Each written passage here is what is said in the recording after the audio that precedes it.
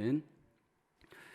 오늘도 예배하시는 우리 성도 여러분들에게 주님의 은혜가 넘치시기를 먼저 주님의 이름으로 기원을 드리겠습니다. 지금 우리가 코로나 시기를 살아가면서 우리에게 가장 필요한 믿음이 있습니다. 어쩌면 우리가 세상을 살아가면서 가장 중요한 성경에서 강조하는 믿음이 있습니다. 그 믿음은 바로 하나님의 주권에 대한 믿음입니다. 이것을 다른 말로 이야기하면 모든 것이 다 하나님의 손 안에 있다 의미입니다. 오늘 성경 전도서 9장 1절에 보면 이 모든 것을 살펴본 적 여기 보면 의인들이나 지혜자들이나 그들의 행위나 모두 다 하나님의 손 안에 있으니 라고 합니다. 솔로몬이 고백하는 것이 모든 것이 다 하나님의 손 안에 있다. 인생의 모든 생사화복이 하나님의 손 안에 있다 고백을 합니다. 하나님의 손을 떠나서는 아무것도 이룰 수가 없습니다.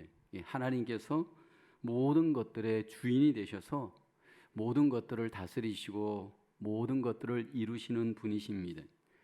문제는 이렇게 하나님의 주권을 우리가 믿을 때 항상 우리에게 제기되는 한 가지 질문이 있습니다. 하나님의 주권은 인간의 책임을 제한하는 것이 아닌가라는 겁니다. 하나님께서 모든 것들을 손안에 쥐고 주관하시고 이루신다면 우리 인간의 책임은 도대체 무엇인가? 우리는 그렇게 질문할 수 있습니다. 하나님의 주권에 대한 이해, 우리 인간의 책임에 대한 이해를 가장 잘 보여주는 직업이 있습니다. 바로 농부들입니다. 농사를 지을 때 이 하나님의 주권의 원리를 가장 잘 이해할 수 있다 저는 개인적으로 봅니다. 때를 따라 농부의 역할이 분명히 있습니다. 최선을 다하여서 밭을 갈아야 되고 씨를 심어야 되고 또 때를 따라 이렇게 저렇게 풀을 뽑아야 합니다. 그러나 인간의 노력과 농부의 그 수고로만 절대로 열매를 맺을 수 없습니다. 바람이 불어줘야 되고 햇빛이 제대로 비춰줘야 되고 온도가 제대로 맞아야 합니다. 인간의 최선의 역할과 더불어 위로부터 하나님의 또 최선의 은혜가 있을 때 결국 때가 되어지면 모든 것들이 합력하여서 좋은 열매를 맺을 수 있습니다. 하나님의 주권을 믿는다라는 것은 100% 하나님의 역할을 믿는 겁니다. 하나님의 주권을 믿는다는 것은 100% 인간의 책임을 믿는 것입니다. 그러니까 하나님의 주권을 믿는 것은 100% 하나님의 일하심을 내가 믿고 하나님을 의지하는 것과 아울러 내 삶에 주어진 최선을 다해서 수고하고 하나님의 뜻을 순종하며 사는 자, 이것이 하나님의 주권을 믿고 사는 자의 모습입니다. 먼저 우리가 우리를 돌아볼 때 많은 경우에 주권을 정말 믿느냐라는 겁니다. 특별히 저도 돌아보면 하나님 앞에 회개할 것이 20대, 30대에는 하나님의 주권을 믿는다 말은 하지만 내 노력과 내 수고, 내 행위로 무언가를 이룰 수 있다라고 하는 자신감이 더 앞선 것이 사실입니다. 그런데 솔로몬은 인생을 마치면서 하나님의 주권을 여기 우리에게 소개하면서 우리의 마음으로 계획하는 것, 우리의 몸으로 수고하는 모든 것들이 하나님의 손 안에 있다, 하나님의 주권에 있다 말합니다. 전도서와 잠언서 곳곳에 보면 가장 솔로몬이 강조하는 것이 하나님의 주권입니다. 왜 이렇게 솔로몬이 주권을 강조하느냐 하면 인생을 살아보았고 왕도 해보았고 아버지도 해보았고 이렇게 저렇게 많은 일도 해보았는데 결국 그가 마지막으로 깨닫는 것이 하나님의 주권으로 모든 일이 되어짐을 그는 깨달았을 겁니다. 그러면서 오늘 본문에서 다시 한번 만사가 하나님의 손 안에 있다, 주권에 있다라는 것을 우리에게 강조하면서 내 마음대로 내 노력으로 우리의 인생이 되고 안 되고 라는 것이 아니고 하나님의 주권 안에 모든 것들이 이루어지는 것을 강조합니다. 과연 하나님의 주권을 인정하는 구체적인 삶은 무엇일까요? 첫째는 하나님이 주신 생명을 인정하고 사는 것입니다. 3절을 보면 모든 사람의 결국은 일반이라 이것은 해 아래서 행해지는 모든 일 중에 악한 것이니 곧 인생의 마음에는 악이 가득하여 그들의 평생에 미친 마음을 품고 있다가 후에는 죽는 자들에게 돌아가는 것이니라. 솔로몬은 하나님의 주권 가운데 생명의 주권을 강조합니다.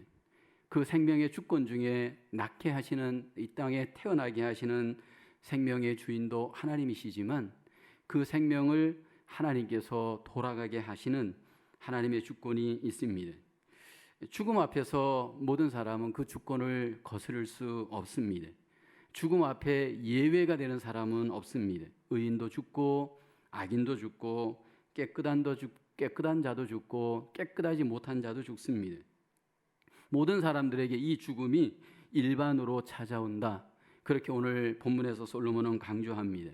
근데 우리가 기억해야 될 것은 악을 품고 살다가 인생을 마치는 사람, 또 하나님을 품다가 인생을 마치는 사람, 동일하게 죽음을 맞이합니다. 그렇지만 여러분, 악을 품고 인생을 산 사람의 죽음과 하나님을 품고 인생을 마치는 사람의 죽음이 같은 죽음이지만 다른 결과, 다른 삶인 것을 우리는 기억을 해야 됩니다. 하나님께서 우리에게 값진 생명을 주었는데 가장 하나님께서 악하게 여기는 것, 가장 하나님께서 미련하게 여기는 한 가지 악한 죄가 있습니다. 주권자 하나님을 가장 대적하고 악하게 인정하고 악하게 대접하는 행위의 죄가 무엇일까요? 많은 죄가 있을 수 있지만 창조주 하나님을 믿지 않는 죄입니다. 여러분, 이 창조주 하나님을 믿지 않는 죄는 마치 자녀가 부모를 알지 못하는 죄와 똑같습니다. 우리 부모들이 자식을 낳습니다. 그래서 열심히 기르고 가르치고 또 살게 할 수 있도록, 살 수 있도록 이렇게 저렇게 고생을 했습니다. 그렇게 키워놨는데 어느 날 가서 자녀가 그 부모를 알지 못한다, 부모를 전혀 모른다라고 가정해 보십시오. 아마 그것은 엄청난 부모에게 괘씸과 상처와 아픔이 되어질 겁니다. 하나님께서 낳고 길러주고 은혜를 기껏 베풀어 놓았는데 창조주 하나님에 대해서 나는 모릅니다. 거기에 하나님을 더 거역하고 만약 그런 악으로 인생을 산 경우를 여러분 한번 생각해 보십시오. 그랬을 때 그의 삶이, 그의 끝이 과연 어떤 결과가 오게 되어질까요? 우리가 인생을 살면서 가장 중요하게 여기는 것을 관계를 여깁니다. 근데 여러분, 이게 내 안에 악이, 하나님을 믿지 않는 그런 어떤 악한 마음을 갖고 하나님과 또는 사람들과 관계하는 사람의 삶은 어떤 삶일까요? 죄악을 품은 사람의 삶의 관계는 여러분, 하나님 앞에 주권을 인정하지 않기 때문에 좋은 그 결과를 가져올 수 없습니다. 그리고 그렇게 죄악으로 죽을 때 결국 그 인생은 불쌍한 죽음이 되어집니다.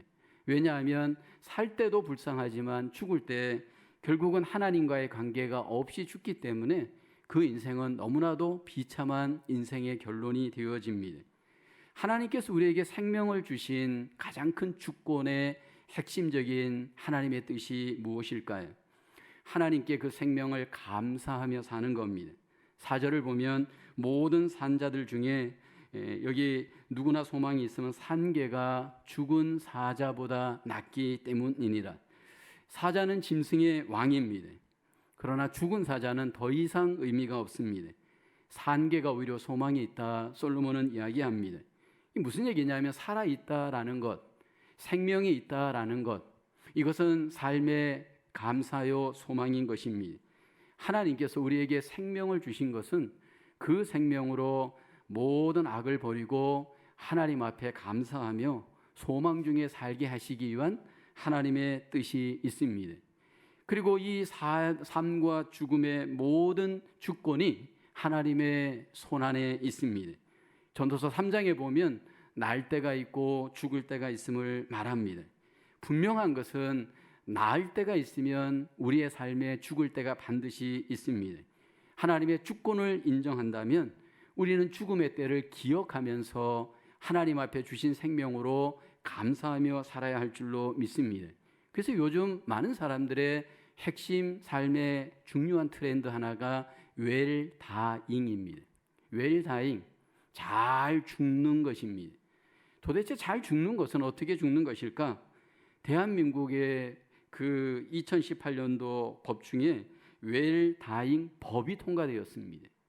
이제 자기의 생명이 더 이상 연장되어질 수 없는 상황이 되었을 때 이렇게 호스를 꽂고 그냥 호스에 의해서 사는 사람들, 이게 가족들의 동의를 얻어서 그가 그냥 잘 죽을 수 있도록 그렇게 우리 법을 만들었습니다.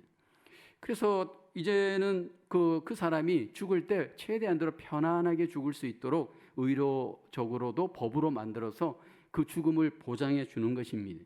근데 여러분, 그것이 잘 죽는 것일까요? 그렇게 고통 없이 그렇게 죽는 것이 잘 죽는 것일까요? 성경에서는 그렇게 우리가 죽는 것을 말하지는 않고 있습니다. 어떻게 하면 우리가 잘 죽는 삶을 지금 여기에서 하나님 앞에 주권을 인정하며 살 수 있을까라는 겁니다. 실제적인 적용에 있어서 저는 이 유언장을 꼭 한번 작성해 보라, 그렇게 우리가 적용해 보고 싶습니다. 제가 이전에 있던 교회에서 전교인 수련회를 할 때 그 프로그램 중에 백골관 훈련을 꼭 했습니다. 이 무슨 거냐면 유언장을 꼭 기록하게 합니다. 그리고 그 사람을 모형의 관 속에 들어가게 합니다. 그리고 관을 덮고 그 관 안에서 잠깐의 죽음의 시간을 경험하는 겁니다. 유언장을 작성해서 읽고 관 안에 들어가서 잠깐 죽는 그 순간을 경험하는 느낌을 한번 상상해 보십시오. 깜깜한 밤에 여러분 그 관 안에 들어가는 것도 굉장히 여러분 마음의 새로운 감동을 주고요. 유언장을 기록하는 것은 또 여러분 또 다른 그 마음의 충격을 경험하는 기회입니다. 어떤 분들은 자녀에게, 남편에게, 아내에게 이렇게 저렇게 유언을 기록하면서 우는 분도 있는 것을 제가 보았습니다. 왜냐하면 내 인생의 지금 마지막인 겁니다. 내가 지금 죽음 앞에 지금 떠날 시간이 된 겁니다. 그때를 생각한다면 여러분 이 모든 것들의 관점이 바뀌어집니다. 그래서 이 땅에서 잘 사는 사람이 누구냐 하면 죽음을 경험해 본 사람입니다. 아니, 죽음 앞에 갔다 오신 분들입니다. 우리가 하나님 앞에 내 삶이 죽음을 분명히 맞이하고 그것들이 내 삶 속에 분명히 온다라고 우리는 말은 하지만 실제적으로 우리 속에 기억하지 못하고 사는 경우가 많습니다. 그래서 우리가 죽음 앞에 잘 사는 법, 생명을 잘 하나님 앞에 누리면서 감사하며 사는 법은 늘 우리가 죽음을 의식하고 하나님 앞에서 살아가는 겁니다. 저는 개인적으로 목회자로서 장례식을 많이 치루어 보았습니다. 장례식에 이제 꼭 그 죽은 사람들에 대한 과거에 대해서 이렇게 저렇게 추모하는 시간이 있습니다. 그 사람의 경력, 그 사람의 학력, 그 사람의 어떤 과거를 이렇게 저렇게 화면으로 또는 뭐 이렇게 글로 이렇게 표현하여서 추모를 합니다. 근데 여러분, 생명의 주권자 되시는 하나님 앞에 내가 뭐를 했고 이게 과연 중요한 것일까요? 여러분, 하나님께서 생명을 우리에게 주시고 그 생명 주신 하나님께서 우리에게 가장 기억하는 것이 과연 뭘까요? 세상의 화려한 스펙일까요? 세상에서 내가 이렇게 공부를 했고 이렇게 무슨 일을 했고 이게 하나님이 가장 기억하시는 걸까요? 아닙니다. 생명의 주 되신 하나님께서 하나님과의 관계에 있어서 얼마만큼 하나님과의 관계가 그 사람의 삶 속에 있었는가라는 겁니다. 아무개 집사는 하나님을 정말로 잘 경외하는 사람이었습니다. 아무개 집사님은 하나님을 정말로 잘 순종하는 사람이었습니다. 이렇게 기억이 되어진다면 의미 있는 죽음일 겁니다. 하나님이 나에게 주신 생명을 갖고 생명의 주권자 되시는 하나님의 뜻대로 사는 것, 그것이 하나님이 우리에게 원하시는 생명에 대한 주권의 뜻인 줄로 믿습니다. 남은 생에 우리의 삶에 주신 생명을 갖고 하나님이 기억하시는 삶으로 그 생명을 하나님 앞에 돌려드리는 아름다운 믿음의 삶이 우리에게 적용되기를 소원합니다. 두 번째로 하나님이 주신 것들을 즐거워하면서 사는 것입니다. 하나님의 주권 중에 우리의 땅에 필요한 것들을 하나님이 주셨습니다. 7절에 보면 하나님은 이렇게 우리가 누리기를 원합니다. 너는 가서 기쁨으로 내 음식물을 먹고 즐거운 마음으로 내 포도주를 마실지어다. 이는 하나님이 내가 하는 일들을 벌써 기쁘게 받으셨음이니라. 하나님의 주권 중에 하나님은 우리에게 땅의 삶을 주셨고 땅의 삶에 필요한 것들도 우리에게 공급해 주었습니다. 에덴 동산의 아담과 하와에게 하나님이 땅에서 생육하고 번성하고 땅에 충만하도록 그들에게 모든 것들을 하나님이 주십니다. 그리고 그것으로 말미암아 하나님과의 관계에서 자신의 삶 속에서 기뻐하고 즐거워하기를 하나님은 기뻐하셨습니다. 그러니까 우리가 하나님이 내 삶의 생활의 모든 것들을 주관하시는 주권자이신 것을 인정하는 것 중에 하나가 기뻐하고 즐거워하면서 우리의 인생을 사는 겁니다. 그것이 하나님께 영광을 돌리기 때문입니다. 특별히 우리가 이 세상에서 하나님이 주신 것들을 취할 때 두 가지의 극단을 조심해야 합니다. 기독교 2000년 역사에 보면 항상 이 극단이 문제입니다. 우쪽으로 넘어가든지 좌쪽으로 넘어가든지 이 극단이 굉장히 위험합니다. 하나는 쾌락주의입니다.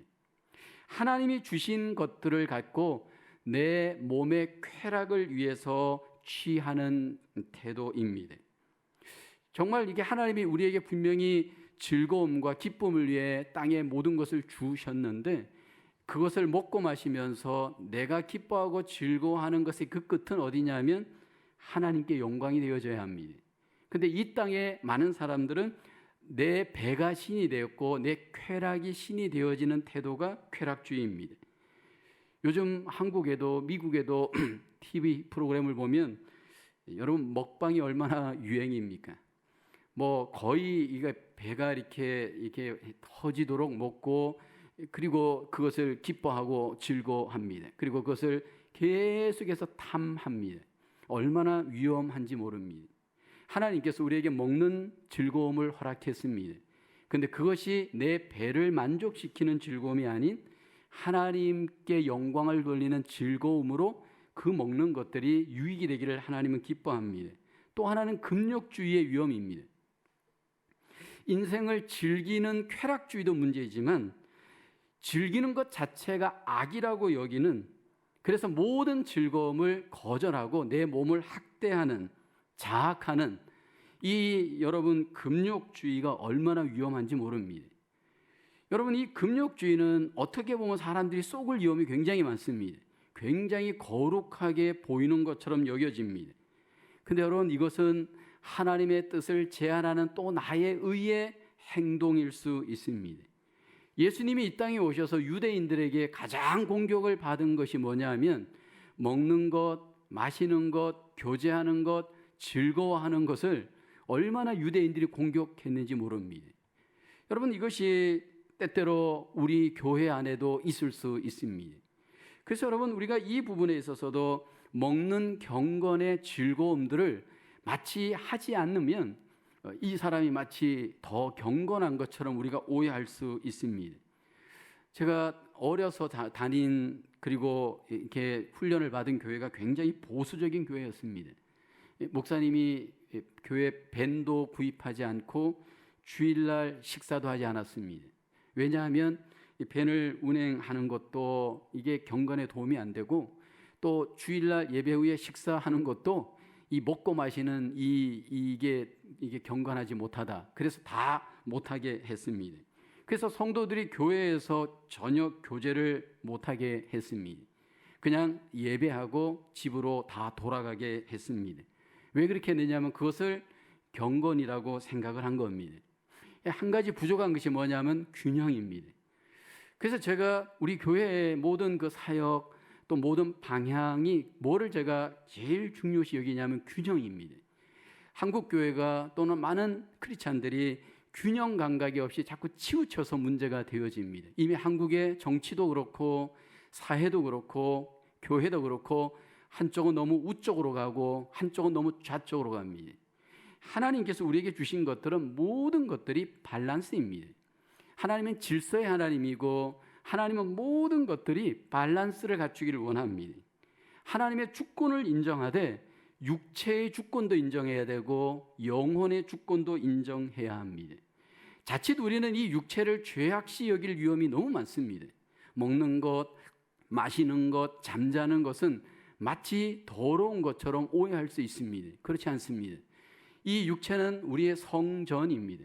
우리 안에 성령을 모시고 있는 거룩한 몸입니다.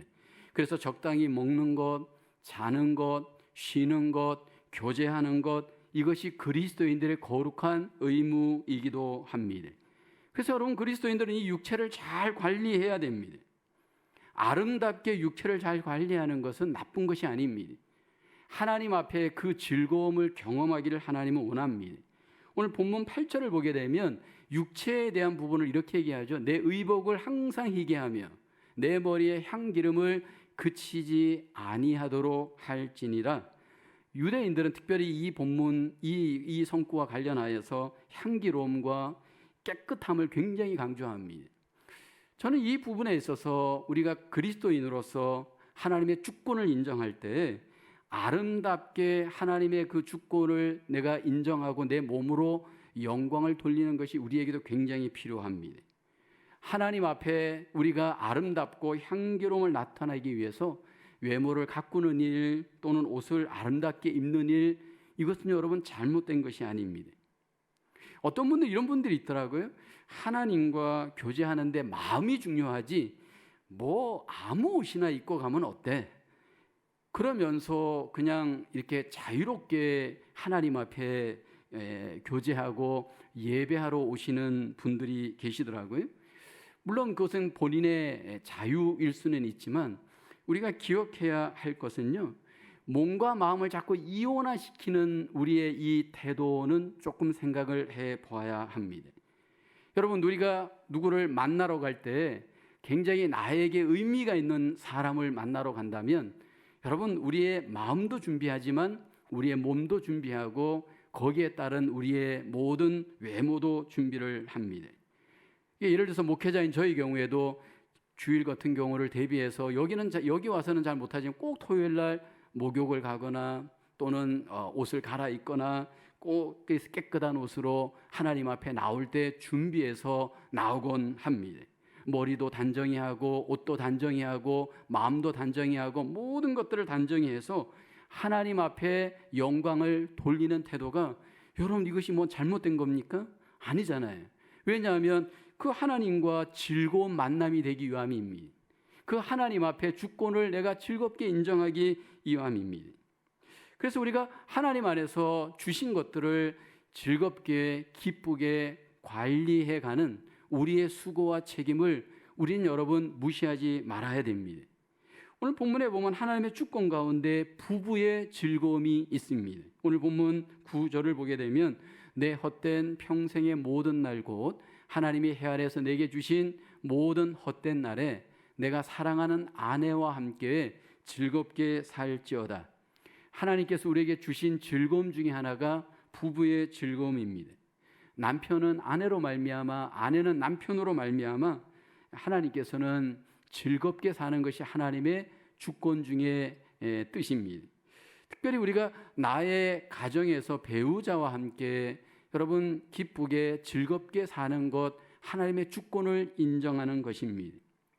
근데 이게 정말 우리 가정 속에서 잘 적용되어지기 어려운 부분들이 항상 우리에게 있습니다. 왜냐하면 항상 우리는 더 좋은 조건의 사람을 따지고 비교하고 바라볼 때가 얼마나 많습니까? 종종 우리가 영화나 드라마에서 보는 불륜 드라마나 부정한 그런 어떤 외도를 다루는 내용들을 가만히 보십시오. 거기를 보게 되면 꼭 이렇게 배우자를 두고도 더 좋은 조건의 어떤 배우자와 이게 불륜을 행하곤 합니다. 근데 여러분, 그 끝은 항상 불행으로 끝납니다. 사실 이게 현실이고 이게 진리입니다. 왜냐하면 우리 속에 욕심이 있다 보면 남이 갖고 있는 떡이 더 커 보이고 더 맛있어 보이는 것이 우리의 욕심입니다. 하나님은 나에게 주신 것으로 자족하고 그 안에서 감사하면서 사는 것이 하나님의 주권을 인정하는 삶의 모습인 줄로 믿습니다. 특별히 저는 우리가 가정에서 배우자와 함께 즐거움을 누릴 수 있는 삶이 하나님은 우리가 되어지기를 원합니다. 그러기 위해서 우리에게 정말 중요한 것은 서로가 마음을 나누고 인격을 나누고 신앙을 나누는 관계가 되어야 됩니다. 그래서 이 믿음의 부부가 굉장히 중요한 것 같아요. 왜냐하면 방향이 같잖아요. 한 사람은 동쪽으로 가는데 한 사람은 서쪽으로 간다. 여러분, 그 집은 즐거움을 누릴 수 없을 겁니다. 마음을 열고 대화하고 마음을 열고 하나님과 함께 한 방향으로 가는 사랑의 대화, 사랑의 나눔이 있을 때 결국 어떻게 되냐면 나중에는 사랑도 사랑이지만 서로 거룩한 친구가 되어지는 겁니다. 헛된 인생의 날에 하나님께서는 제한된 우리의 인생이지만 땅의 것들로 우리에게 주셔서 즐겁고 기쁘게 살기를 하나님이 기뻐하십니다. 우리에게 주신 땅의 것들이 부부를 포함하여서 하나님 안에서 즐겁게 기쁘게 누리면서 하나님 앞에 사시는 그 삶이 하나님의 주권을 인정하는 삶인 줄로 믿습니다. 우리 모두에게 그런 삶이 적용될 수 있기를 주님의 이름으로 축원합니다. 세 번째는 하나님이 주신 일을 힘을 다하여 감당하는 것입니다. 하나님의 주권은 일 가운데 또 나타나십니다. 오늘 10절에 보면 무릇 내 손이 일을 얻은 대로 힘을 다하여 할지어다. 내가 장차 들어갈 스월에는 일도 없고 계획도 없고 지식도 없고 지혜도 없음이니라. 하나님께서 인간을 창조하시고 창조한 인간에게 하나님이 일을 허용하십니다. 에덴 동산 아담에게 하나님이 일을 맡기십니다. 하나님이 창조한 것들을 관리하도록 일을 맡깁니다. 그래서 그 일을 하면서 하나님이 즐겁게 그 일을 통해서 하나님은 하나님의 주권 아래 살기를 원했습니다. 물론 죄가 들어오면서 그 일에 땀을 흘려야 되고 수고를 해야 되는 그러한 어떤 결과가 있는 것은 분명합니다. 근데 분명한 것은 하나님께서 일 가운데 주권을 가지시고 우리에게 일을 하십니다. 그래서 성경을 보게 되면 하나님은 우리에게 일에 대해서 수고하고 애쓰고 힘쓸 것을 강조합니다. 데살로니가전서 4장 11절을 보게 되면 너희에게 명한 것이 조용히 자기 일을 하고 너희 손으로 일하기를 힘쓰라. 이 데살로니가 교회가 예수님이 다시 오신다 헛된 믿음 속에 세상 일 다 접고 오직 예수님만 바라보는 것을 믿음이라고 착각한 거예요. 그래서 바울이 이 본문을 기록했습니다. 데살로니가후서 3장 10절을 보게 되면 이렇게 말합니다. 우리가 너희와 함께 있을 때에도 너희에게 명하기를 누구든지 일하기 싫어하거든 먹지도 말게 하라 하였더니 하나님이 일의 주권자로서 우리에게 일에 힘쓸 것을 하나님은 원하십니다. 문제는 여러분, 내가 하는 일에 하나님의 뜻, 하나님의 주권이 도대체 이걸 허용한 것일까? 내가 하는 일이 정말 하나님의 주권 속에 있는 것일까? 우린 그렇게 고민합니다. 세상에 많은 일이 있습니다. 근데 그 많은 일들이 전부 하나님의 주권 아래 있느냐라는 겁니다. 답은 있다라는 겁니다. 여러분, 중요한 것은 솔로몬처럼 왕으로서 통치하는 왕의 일, 어떤 통치가의 일, 구약의 선지자, 제사장과 같은 그런 일도 일입니다. 그런데 여러분, 점점 세상은 발달하고 더 다양한 많은 일들이 지금 막 일어나잖아요. 21세기 세상의 일의 종류가 옛날보다 엄청나게 직업이 많아집니다. 예를 들어서 우리나라만 해도 알려진 직업이 11,000개라고 합니다. 미국은 우리나라의 3배, 약 한 3만 개 정도의 잡이 일이 있다라고 합니다. 미국 같은 경우에는 더 서비스업이 발달해 있고 일이 더 디테일합니다. 한국에 없는 일들이 이 미국에 많이 있잖아요. 특별히 이게 애견과 관련된 일들, 정신적 영역의 일들, 몸과 관련 의료계의 어떤 일들이 한국에는 없지만 이 미국에는 더 있는 경우가 많이 있습니다. 그래서 점점 직업이 많아지고 늘어나고 있는 것이 현실입니다. 근데 그 다양한 직업 중에 어떤 일이 나의 일이냐라는 겁니다. 하나님의 주권이 분명히 그 일 속에 있다면 하나님은 나에게 과연 어떤 일을 하나님이 허용하는 것 내가 알 수 있고 그것으로 인해서 내가 기뻐할 수 있을까? 우리는 고민합니다. 우리는 그것을 소명이라고 합니다. 하나님께서 주권을 갖고 나에게 그 일로 불렀다라는 것을 믿는 그 믿음을 우리는 소명이라고 합니다. 목회자에게 소명이 중요하듯 모든 직업을 가질 때 소명의식이 너무 중요합니다. 어떻게 소명의식을 우리가 확인할 수 있는가라는 겁니다. 이 일이 정말로 내 일인가 아닌가를 체크할 수 있는 세 가지 정도의 열매를 제가 항상 말씀을 드립니다. 소명이 있는 사람들을 보면 그 안에 소원함이 있습니다. 예를 들어서 내가 목회자의 소명이 있다면 목회자로서 내 안에 소원함이 있습니다. 하나님께서 우리 마음에 소원을 두고 행하시기 때문입니다. 주권자 하나님께서 나에게 그 일을 주실 때 먼저 내 마음에 감동을 주셔서 소원함을 주십니다. 그래서 내 마음에 소원함이 있습니다. 소원함만 갖고 여러분 하나님의 주권이다 그렇게 우리는 또 이야기할 수 없습니다. 중요한 것은 그 일을 맡았을 때 사명감이 있습니다. 소명감이 있는 사람은 그 일을 딱 맡았을 때 이거는 하나님이 나에게 맡긴 일이다 라고 하는 사명감이 있습니다.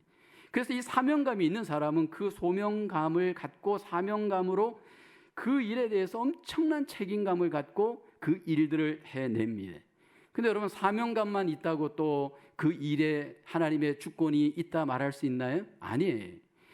제일 중요한 마지막은 열매예요. 그 일을 했을 때 과연 나로 인해서 누군가 모든 그 사람들에게 나타나는 그 결과가 열매가 있는가라는 겁니다. 나도 기뻐하지만 모든 이들에게 기쁨을 주고 하나님께 영광을 돌리는 열매가 나타납니다. 여러분 중요한 것은요, 이것을 어떻게 컨펌할 수 있느냐라는 겁니다. 많은 경우에 있어서 하나님께서 우리에게 이 일을 통하여 주권으로 행하실 때 이 일을 하나님이 나에게 주셨는가 아닌가를 우리는 컨펌할 필요가 있습니다. 그 컨펌할 수 있는 가장 좋은 방법이 뭘까요? 간단합니다. 시험을 해보면 알 수 있습니다. 예를 들어서 저는 제가 목회자의 길을 갈까 교사의 길을 갈까라는 것을 테스트할 때 딱 결론이 납니다. 교사를 딱 해보면 압니다. 교사를 했을 때 내 안에 반응이 어떤 반응이 나타나느냐 하면 마음의 즐거움이 없습니다. 왜냐하면 저의 경우는 그렇습니다. 하나님께서 주권을 갖고 나를 부르실 때 나는 교사로 나는 생각하고 갔지만 교사로서 그 자리에 딱 섰을 때 내 마음에 즐거움이 없습니다. 왜냐하면 반복되어지는 지식으로 내가 시간을 보내는 것이 나에게 있어서는 의미가 없었습니다.